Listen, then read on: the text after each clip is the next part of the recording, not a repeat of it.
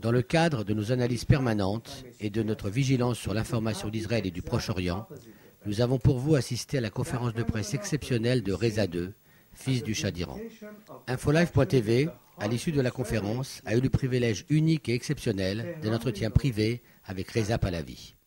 Si nous pensons seulement au fait que le régime islamique s'est montré impossible de pouvoir faire confiance, car il a violé certains aspects du traité de non-prolifération, par exemple, il ne faut pas oublier que bien avant ça, ce régime a été, en tant que membre des Nations Unies, le plus grand violateur des droits de l'homme, qui fait partie de la Charte des Nations Unies.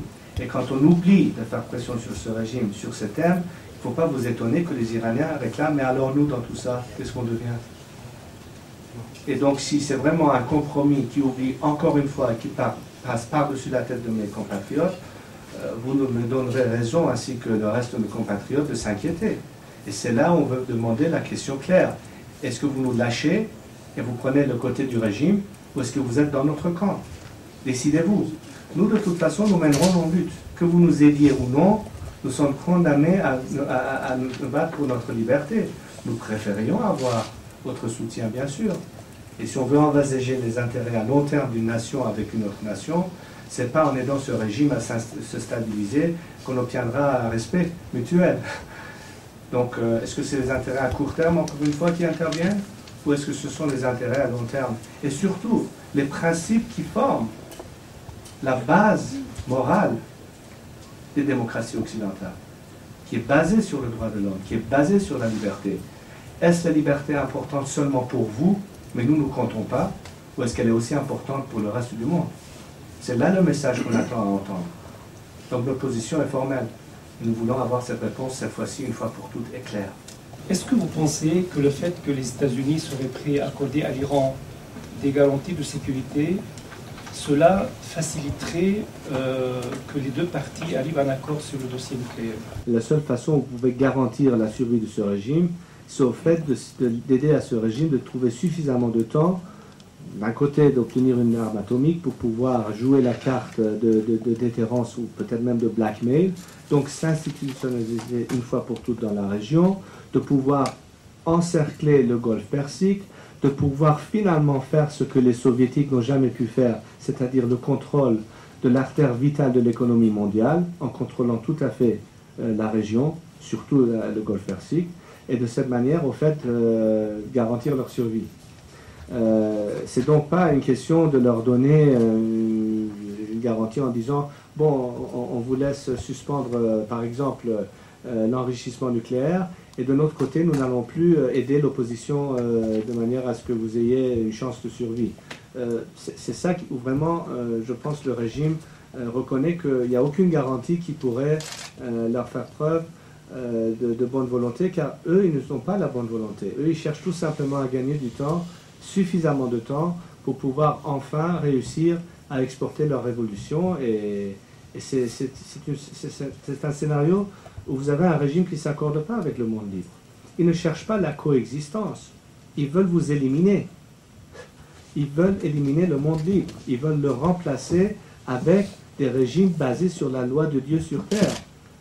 Que ce soit au Caire, que ce soit à Paris, que ce soit à Washington, ils vont le faire. On n'a pas affaire, encore une fois, avec un État rationnel ou conventionnel. J'ai crainte, encore une fois, qu'on oublie quelle est la nature réelle de ce régime, d'une part, et quel est le réel danger qui guette l'Occident. Ce n'est pas juste une question du nucléaire, ça va bien au-delà de ça. Si demain l'Iran devient atomique, beaucoup de pays seront forcés à suivre. C'est vraiment là le grand désastre. La seule façon de réinverser le problème, ce n'est pas de donner des garanties de sécurité au régime, c'est de l'éliminer. Mais en même temps, je peux aussi vous dire que j'ai le sentiment que maintenant, il y a des démarches qui sont en train d'être prises d'une manière très sérieuse pour envisager une formule pour comment gérer ce problème. Entre beaucoup de pays qui commencent à y réfléchir sérieusement. Et ne pas se fiant tout simplement à la politique étrangère, que ce soit européenne ou américaine, mais ils sont en train d'entreprendre certaines initiatives pour ne pas rester dans une position tout simplement d'attente. quand la question se posait, est-ce que les Iraniens sont pour le droit de l'Iran à la technologie, il est clair que la majorité se prononçait bien sûr. Mais quand la question a été posée, êtes-vous confortable du fait que ce régime peut devenir nucléaire, 92% de la population ont dit nous avons grande crainte. Parce qu'ils savent que ce régime a mis notre pays dans une position où on pourrait connaître des conséquences très fâcheuses. Il y a une grande différence avec le droit à la technologie et d'avoir ce type de régime qui est considéré comme le premier régime terroriste au monde qui pourra avoir le doigt sur la gâchette. Et c'est là vraiment la crainte mondiale. Ce n'est pas que l'Iran soit nucléaire. N'oublions pas une chose, ce n'est même pas une question est-ce que l'Iran a le droit à cette technologie. Nous avions le droit à cette technologie. La France, l'Allemagne, l'Amérique d'ailleurs se disputaient à qui serait le premier à nous vendre cette technologie avant la révolution. Et d'ailleurs je dirais même, si cette révolution n'était pas intervenue, l'Iran aurait jusqu'à présent au moins une trentaine de stations nucléaires. Et je ne vous parle pas de la technologie Tchernobyl, je vous parle d'une technologie à pointe occidentale. Donc le régime joue cette carte de nationalisme en parlant du droit à cette technologie que nous avions et que nous avons perdu à cause de ce régime. Et les Iraniens ne sont pas dupes. Ils savent très bien la différence. Nous, on nous montre des images de la télévision iranienne où on voit des foules déchaînées qui hurlent mort à Israël, mort à l'Occident, etc. Alors, en fait, à combien estimez-vous, quelle est la proportion d'Iraniens qui vraiment est fanatisé et proche du régime? Est-ce que vous avez une idée de... Moi, je pense que le taux de gens qui sont idéologiquement sympathisants de ce régime est un taux beaucoup plus réduit que le nombre de gens qui pourraient avoir des raisons économiques à favoriser le status quo. Et c'est deux questions différentes. Il ne faut pas confondre les raisons idéologiques pour les raisons économiques. Dans le pire des cas, dans le sens du plus grand nombre qu'on pourrait estimer, ça ne dépasse pas les 15%. Grand maximum. C'est-à-dire que 6 personnes sur 7 sont mécontents et ne veulent pas de ce régime. Majesté, bonjour. Mon nom est Claude Olielovitch. Je représente InfoLive TV, qui est la première chaîne de télévision israélienne qui diffuse des news 24 heures sur 24 en 4 langues, français, anglais, espagnol et arabe, et bientôt en perse peut-être. Je vous ai préparé une petite question. Votre appel sérénissime. En Israël, nous suivons avec beaucoup d'intérêt votre défense sur les droits de l'homme et la démocratie. Mais nous ne voyons pas vraiment une opposition organisée à l'extérieur de l'Iran pour contrer le régime extrêmement dangereux actuel. Qu'en est-il, votre Altesse? Ben justement, j'ai essayé d'expliquer tout à l'heure que nous avons eu un changement très remarquable dans l'attitude et le comportement de l'opposition iranienne en exil, de manière à voir qu'aujourd'hui, il ne s'agit plus de différences et divergences idéologiques qui auraient pu nous séparer jadis, mais ce qui nous donne un aspect commun et référence commune et un but commun, ce qui est le droit de l'homme et la démocratie en Iran. Donc aujourd'hui, monarchistes, républicains, gens de gauche, de droite, de centre, sont tous d'accord et unis sur ce thème. L'opposition iranienne est actuellement sur une très bonne voie. Ceci ne se limite pas à la diaspora, mais c'est surtout basé sur les réactions à l'intérieur du pays et l'opposition à l'intérieur du pays, mais qui est représentée à cause du niveau de répression qui existe en Iran, ne peut ne se manifester qu'à travers, en majorité des cas, la diaspora. Nous avons eu depuis beaucoup de contacts avec des dissidents iraniens, dont certains ont pu sortir du pays, que ce soit des étudiants, que ce soit des journalistes, que ce soit d'autres activistes, et qui aujourd'hui sont en position de parler, de dialoguer avec les médias et les gouvernements étrangers pour expliquer un peu mieux ce qui se passe réellement chez nous et ce qu'est l'attente et l'espérance de nos compatriotes à l'intérieur. Pour nous, il s'agit de pouvoir aider à ce que cette communication et cette organisation se fasse à l'échelle beaucoup plus élevée et nationale dans notre pays. Nous avons certainement besoin d'aide et d'assistance, logistique, technique, etc., comme je l'ai expliqué tout à l'heure. Et je pense que vous verrez très prochainement la manifestation de cette union et collection d'actions que l'opposition vous présentera, nous espérons, en tout cas dans cette période de fin d'été, à travers un forum ou une assemblée qui sera un congrès, si vous voulez dire, une sorte de congrès national et démocratique iranien, qui au fait représente l'opposition démocratique au régime actuel en Iran. Il y a beaucoup... Vous en serez naturellement le leader?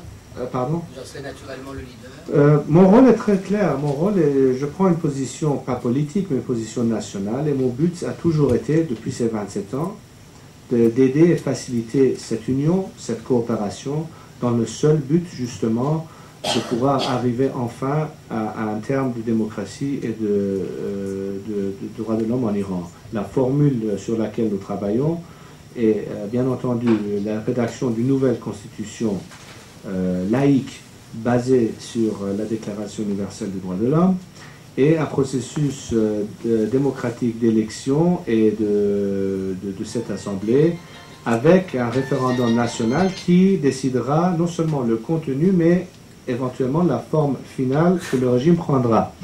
Donc ce n'est pas une question pour l'instant de dire est-ce que l'avenir de l'Iran sera monarchique ou républicain, c'est une question que ça devienne une solution démocratique.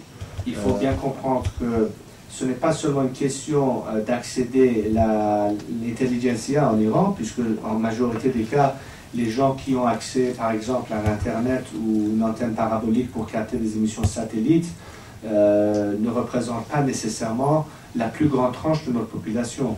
La majorité des gens qui sont au plein fond de nos campagnes ont le meilleur moyen, peut-être une petite radio AM, et la seule façon de capter ces messages, c'est d'avoir accès à une transmission à ondes, comment dirais-je, medium wave, ce qui n'existe pas. D'ailleurs, beaucoup de vos confrères qui sont des journalistes iraniens qui travaillent dans tous les médias iraniens qui diffusent sur l'Iran pourront vous dire que c'est un endroit dans lequel nous trouvons un grand trou qu'il faudra d'une manière ou d'une autre régler. Puisqu'avant tout, si on n'arrive pas à communiquer, on n'arrive pas à s'organiser, c'est clair. Donc c'est un élément extrêmement clé pour nous de pouvoir résoudre ce problème de communication. Et ce n'est pas une communication dans un sens, c'est aussi un dialogue, puisque nous pensons qu'à travers cet échange d'informations, non seulement nous, en tant qu'Iraniens, mais la communauté internationale aura beaucoup plus d'accès aux informations et au fait de ce qui se passe en Iran qu'à travers des filtres. Et comme vous le savez tous, pour obtenir un visa et aller en Iran, je suis sûr qu'on vous laisse pas aussi facilement voir ce que vous voulez voir. Ça, on le connaît, c'est pas la peine à moi de le dire. Mais à travers là, on peut faire le bypass de ce régime et avoir encore beaucoup plus d'informations. En tout cas, c'est l'un des points clés sur lesquels nous travaillons. Quand on sait que la fin du fascisme est passée par la chute du régime de Hitler, quand on a vu que la fin de la chute du communisme, c'était avec la chute de Moscou, eh bien la fin de l'intégrisme islamique ne proviendra qu'avec la chute du régime islamique à Téhéran. Ça fait 27 ans que vous envoyez vos camions de pompiers à éteindre tous les feux et les incendies sur Terre, mais personne ne s'est interrogé qui est le coupable qui a la boîte d'allumettes en main. Le problème a commencé avec le régime islamique, le problème s'arrêtera avec la chute du régime islamique. Que ce soit le processus de paix entre les Palestiniens et les Israéliens, que ce soit le terrorisme, que ce soit le radicalisme, que ce soit les dangers de prolifération d'armes à destruction massive, la militarisation du Moyen-Orient à cause de cela, et l'inversement de ce cycle, est tout simplement un retour à la tranquillité et à la paix à travers la libéralisation de notre pays et le retour de la démocratie chez nous. À mon avis, c'est la voie la plus logique et la moins coûteuse et la plus directe. Puisque n'oublions pas une chose, il y a aussi une course contre la montre. Il n'y a pas un créneau de temps illimité pour cela. N'oubliez pas que ce régime était en train d'essayer de gagner du temps pour finalement avoir cette bombe. Maintenant, les experts peut-être prévoient un créneau de temps différent. Certains disent aussi vite que 6 mois, d'autres disent ça pourrait prendre 3-4 ans, mais peu importe cette marge de temps, ce n'est pas dans un horizon très lointain. Donc nous avons une marge de temps relativement limitée dans laquelle cette alternative de milieu peut s'introduire. Les autres options ne sont pas enlevées, mais nous voulons éviter à tout prix des scénarios fâcheux, surtout du genre militaire. Donc la seule solution qui, à mon avis, peut unir le monde entier, c'est de s'investir dans un processus de démocratisation. Mais en soutenant, pas seulement par parole, mais par action, les forces démocratiques, aussi bien à l'intérieur du pays qu'à l'extérieur. Et les aider à pouvoir communiquer et s'organiser, et par méthode de désobéissance civile et de non-violence, faire pression sur ce régime d'une part à l'intérieur, mais aussi avoir l'accord, le soutien de la communauté internationale pour faire encore plus pression sur ce régime qui n'aura à ce moment-là perdu son point d'appui. C'est le scénario qui pour nous est le scénario idéal, mais qui est aussi plausible. Et je pense qu'il est grand temps qu'on s'interroge sur cette question tant que ce créneau existe. Est-ce que la démocratie arrivera en Iran avant, ou est-ce que le régime obtiendra l'arme atomique avant cela? C'est là où se joue cette course contre la montre. Votre Majesté, merci de nous recevoir en privé après cette longue conférence de presse et cette formidablement intéressante. J'ai juste une dernière question à vous poser. Il y a actuellement des luttes de pouvoir internes à Téhéran. Quel est l'avis, Votre Altesse, quel est votre avis face à la situation actuelle à Téhéran? Effectivement, le plus on va dans le temps, le régime commence à avoir des fissures entre elles-mêmes. Ça a toujours été un problème pour le régime et c'est pourquoi ils ont toujours essayé de détourner l'attention des problèmes domestiques en essayant de créer une fois encore une sorte de controverse ou de problème ailleurs que chez eux-mêmes. Par exemple, pour vous citer un exemple, ce qui se passe actuellement dans leur voisinage en Irak est la meilleure façon de détourner l'attention sur les problèmes du quotidien en Iran. Donc ça a toujours été d'une manière presque, dirais-je, traditionnelle, les méthodes et les techniques de ce régime. Mais je pense qu'aujourd'hui, le monde commence à comprendre et reconnaître le vrai visage de ce régime, que jusqu'à présent ne s'était vraiment pas prononcé de la manière où l'on voit aujourd'hui, dans la forme la plus fasciste possible. Ce qui explique un peu l'arrivée de la fin de ce régime, qui est aujourd'hui dans sa 5e République et qui se trouve maintenant dans une position complètement acculée. Et c'est pourquoi je pense que le monde devrait finalement dire, est-ce que nous devons nécessairement essayer de régler le problème dans le status quo, ou ne serait-il pas temps de dire oui à la première question que mes compatriotes en Iran s'interrogent?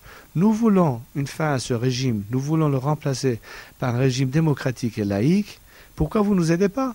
Pourquoi vous n'investissez pas dans la démocratie au lieu de parler de sanctions économiques qui peut quand même nous faire du mal aussi, tout en faisant peut-être du mal au régime? Pourquoi vous parlez d'attaques préventives militaires? Pourquoi vous parlez d'un arrangement et grand bargain en oubliant tous les principes de liberté et de droits de l'homme en Iran, tandis que vous avez le meilleur allié potentiel dans la région, sont les Iraniens, qui ne demandent rien de mieux que de rejoindre ce monde libre, et c'est la meilleure armée possible sur place qui existe. Bien sûr. Votre Majesté, vous ne craignez pas pour votre vie? Vous savez, ça fait déjà longtemps que j'ai mis mon destin dans les mains de grands puissants. Vous savez, c'est une cause dans laquelle on est prêt à tout sacrifier. Moi, je ne m'interroge plus sur les questions de sécurité, puisque pour nous, ça a été dès l'enfance un élément qui existait malheureusement dans le monde dans lequel on vit. Bien sûr, je ne suis pas dupe de prendre des risques inutiles, mais je ne suis pas non plus figé sur cette question. On peut pas ne pas prendre de risques. Il faut prendre les risques nécessaires. Je suis prêt à sacrifier ma vie si c'est nécessaire. Mais disons que j'ai cette conviction que il y a une certaine bénédiction, nous sommes quand même protégés. J'espère qu'on puisse réussir parce que vraiment mes compatriotes méritent beaucoup plus de ce qu'ils ont aujourd'hui. Donc je suis prêt à tout sacrifier. Je vous souhaite de réussir et que Dieu vous protège. Merci, Majesté.